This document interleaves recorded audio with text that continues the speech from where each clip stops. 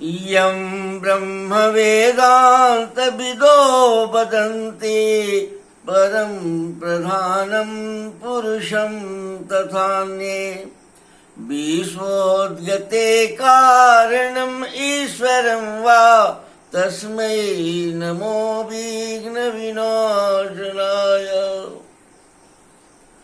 हे गणपति देवता, आप उद्भव के देवता हैं।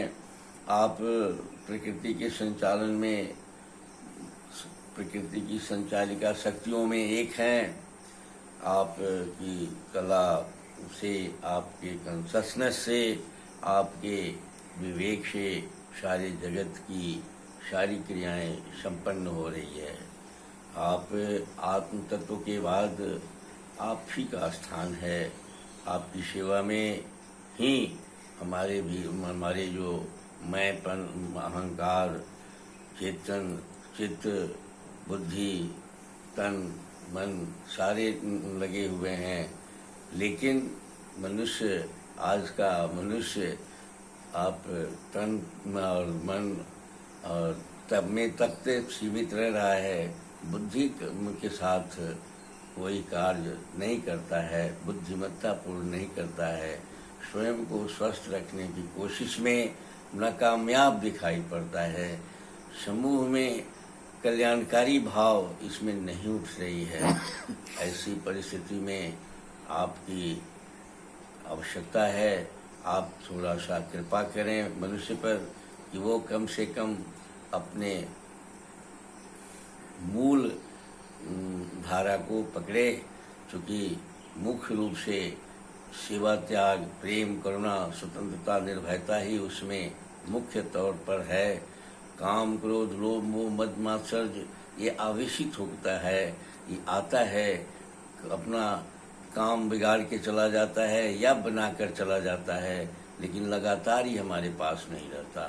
सृष्टि के रचना में, काम विस्तार में और माया की रचना में इसका सहयोग जरूर रहता है, लेकिन यह हमारे ओरिजिनल मूल स्वरूप को थोड़ा सा कमज़ोर कर देता है, या आज के डेट में तो लगता है कि भुलवा देता है या भूल गया है मनुष्य, इसके फंदे में फंसकर, आवेश के आवेश में फंसकर। अतः इससे मुक्त करें, कृपा करें, आपसे प्रार्थना है, आपसे निवेदन है। मैं श्याम बिहारी तिवारी आयुर्वेद और वेद का उपासक हूँ। आयुर्वेद को वेद का पंचम वेद कहा गया है। इस आयुर्वेद मनुष्य के स्वास्थ्य की रक्षा, रोग होने पर रोग निवारण के लिए आहार औषध, यानी जो आहार वही औषध के सिद्धांत पर, प्रकृति साम्य चिकित्सा सिद्धांत पर इसको अवतरण ऋषियों ने कराया था और देवताओं ने भी उसमें सहयोगी भूमिका अदा की थी अवतरित कराने में। और उसी अवतरित आयुर्वेद के आधार पर पूरे देश का स्वास्थ्य काफ़ी खूबसूरत, काफ़ी स्वस्थ बनाकर रखा। लाखों वर्षों तक आयुर्वेद ने रखा। और इसी क्रम में बहुत से देवता इत्यादि की भी उत्पत्ति हुई।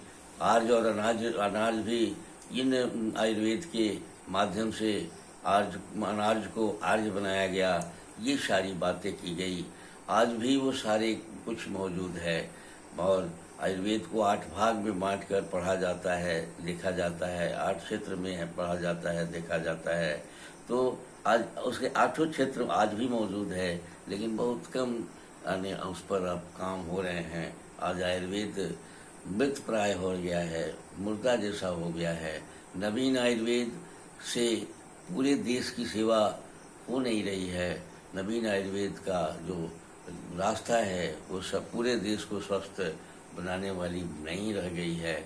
ऐसी परिस्थिति में मैं आपको यह संदेश देने के लिए इस कार्यक्रम में कि मैं प्रस्तुत होता हूँ कि आप थोड़ा सा प्राचीन खान पान, रहन सहन बिल्कुल अभी खत्म नहीं हुआ है। ये पूर्ण रूप से विकृति की कहानी मैंने 1980 के बाद से, 77 और 80 के बाद से जो सेकंड क्रांति हुई थी, संपूर्ण क्रांति हुई थी, तो संपूर्ण बदल दो, तो अपने स्वास्थ्य को बदल दो, अपने मानवीय मूल्यों को बदल दो, अपने शारीरिक क्रियाकलाप को बदल दो, संवेदना को बदल दो, क्या क्या नहीं, सब कुछ बदल दो। उसी धारा में, उसी वेग में, उसी क्रियाकलाप में मनुष्य जो है अपने स्वास्थ्य को भी बदलने की कोशिश करके और मरियल हो गया है, जहर खाने की आदत बना लिया है। इसके भीतर के किसी भी अवयव को भोजन नहीं मिलती। इनके इसका आधुनिक वैज्ञानिक भी इस बात को कहते हैं कि भोजन के अभाव में ही हाइपोथायराइड डिजीज हैं, और आज के डेट में तन को बिगाड़ने के लिए हाइपो डिजीज की भीड़ हो गई है, जिसमें डायबिटीज जो है मुख्य है, किडनी का फेलर मुख्य है, हार्ट का बीमारी मुख्य है, अब मेंटल बीमारी तो 98% हो गई है। लेकिन ये सारे हाइपो डिजीज हैं। हाइपो डिजीज का जो हालत है, अभावजन्य बीज है। भारतवर्ष में पेड़ पौधे हैं, अन्य भी हैं, सारे जो हैं, आप खूब खाते हैं, आपका तन नहीं बनता। आपके शरीर के भीतर के अवयव को, तन को अपना क्रिया करने के लिए जो मटेरियल बनाना है, जैसे पेनक्रियाज को इंसुलिन बनाने के लिए खाना नहीं मिलता, भोजन नहीं मिलता, अनाज व्यवस्था नहीं मिलती। थायराइड को थायरॉक्सिन बनाने का मटेरियल नहीं मिलता। किसी भी एंडोक्राइनी ग्रंथियों को अपना रस बनाने का, अपना मैसेंजर बनाने का मटेरियल जो भोजन से मिलना चाहिए वो नहीं मिल रहा है। ऐसी परिस्थिति में आप लाख अच्छे खा लें, लाख पैदा कर लें, माने करोड़ टन माने खेती से पैदा कर लें, क्या अर्थ है उसका, जहाँ की आपके भीतर भोजन करने के बाद भी आप अभावजन्य बीमारियों से पीड़ित होते हैं। आप सोचिए, आप थोड़ी सी माने जगिए और अपने इस विचार पर सोचिए कि आप क्यों बीमार होते जा रहे हैं। आपका जो बीमार होने की जो प्रवृत्ति है, उसको आप थोड़ा सा विचार करने लगेंगे, थोड़ा भी मेहनत करेंगे, तो हमको नहीं लगता है कि आप स्वस्थ होने में आपको देर लगेगा। आप उस स्वस्थता की धारा में आगे बढ़ जाएंगे।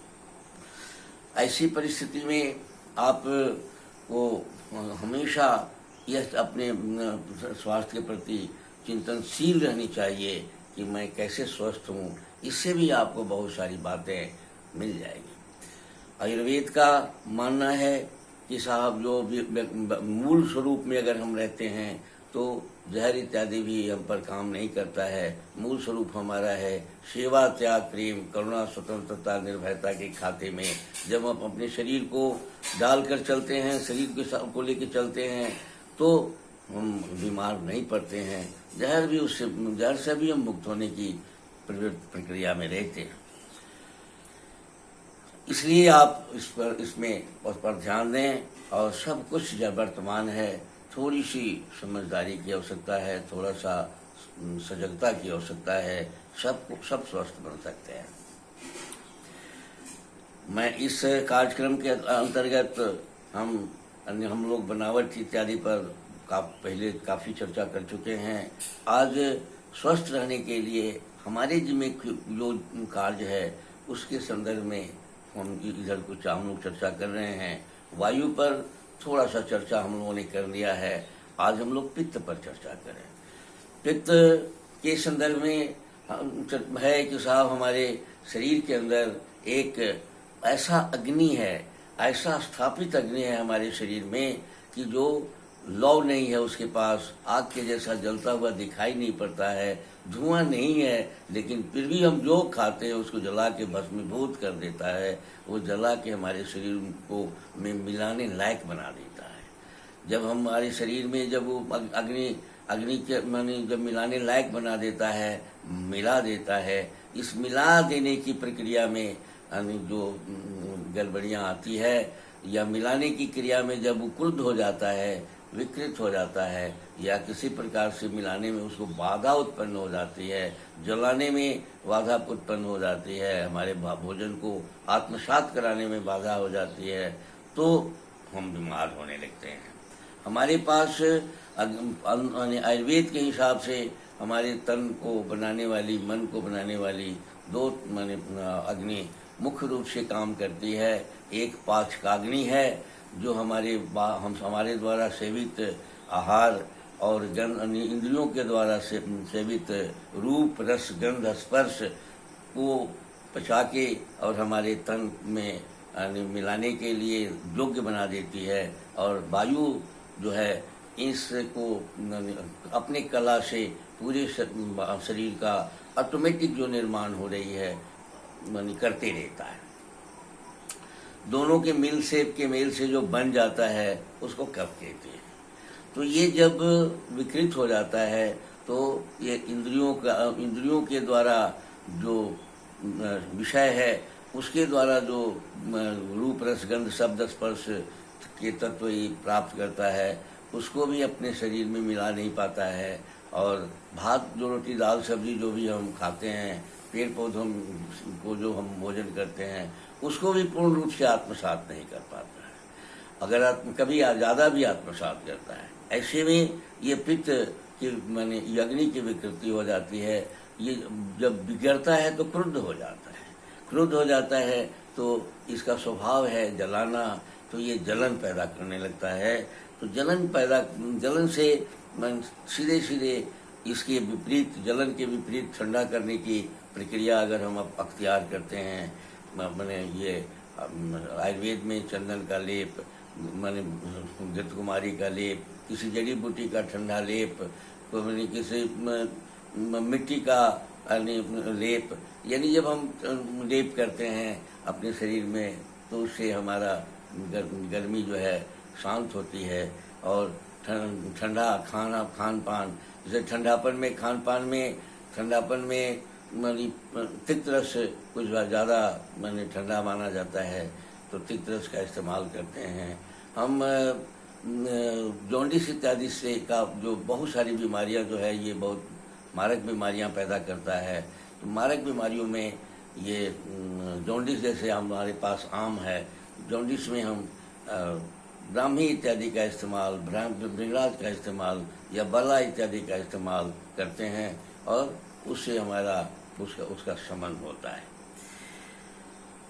हम पित्त में जो गर्म चूँकि इसका मिजाज होता है तो हम शांत रहने की कोशिश करते हैं जब, तो आराम से हम शांत ये शमित हो जाता है, शांत होने पर शमित हो जाता है और नियंत्रित इसको रखते हैं तो ये भी शमित होता है। इसलिए आज हमको शांत और नियंत्रण में रहने की आवश्यकता है। खान पान गर्म बिगड़ जाए तो ठंडा खान पान को अपनाने से ही इसमें शांति मिलती है। इसी के साथ आज का यह कार्यक्रम आपको समर्पित करता हूँ। अगले कड़ी में इस पर और भी व्याख्या के और भी विस्तार से बताने की कोशिश करूँगा। धन्यवाद।